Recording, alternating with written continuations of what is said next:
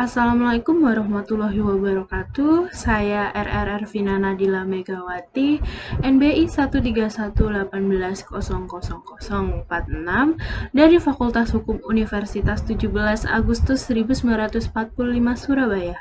Di sini saya akan mempresentasikan hasil penelitian yang saya kerjakan. Fakta hukum, virus corona mengalami peningkatan penyebaran yang sangat pesat secara global. Pemerintah Indonesia menetapkan pandemi virus corona sebagai bencana nasional melalui keputusan Presiden nomor 12 tahun 2020 tentang penetapan bencana non-alam penyebaran coronavirus. Kebijakan yang diambil oleh pemerintah dengan diadakannya pembatasan sosial berskala besar atau PSBB adalah sebagai bentuk upaya penanggulangan bencana nasional COVID-19. Namun, kebijakan tersebut berdampak pada bidang usaha. Karena di mana posisi salah satu pihak gagal melakukan kewajiban akibat sesuatu yang terjadi di luar kuasa pihak.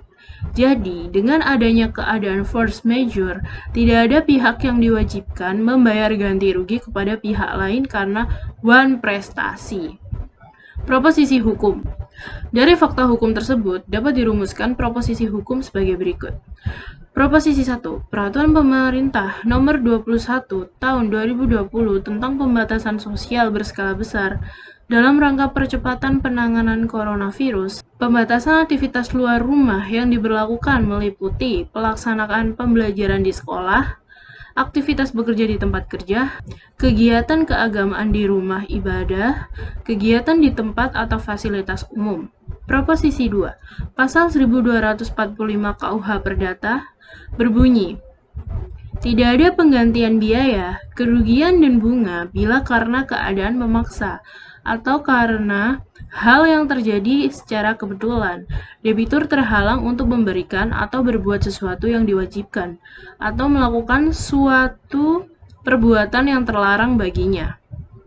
Isu hukum. Dari kedua proposisi hukum tersebut, maka dapat dirumuskan isi hukum sebagai berikut. Apakah pasal 1245 KUH Perdata dapat dijadikan alasan sebagai force majeure untuk tidak menjalankan suatu perjanjian karena wabah COVID-19? Metode pendekatan yang digunakan. Metode penelitian kualitatif adalah metode yang lebih menekankan pada aspek pemahaman secara mendalam terhadap suatu masalah. Jenis dan sumber bahan hukum yang digunakan. Bahan hukum primer, yaitu peraturan perundang-undangan. Bahan hukum sekunder, yaitu bahan hukum yang menjelaskan bahan hukum primer, contohnya rancangan undang-undang, buku, dan hasil karya penelitian hukum. Teknik pengumpulan bahan hukum, menggunakan metode pengumpulan data melalui studi kepustakaan, yaitu dengan mengumpulkan dan mempelajari buku-buku referensi dan bahan tertulis atau penelusuran melalui media internet.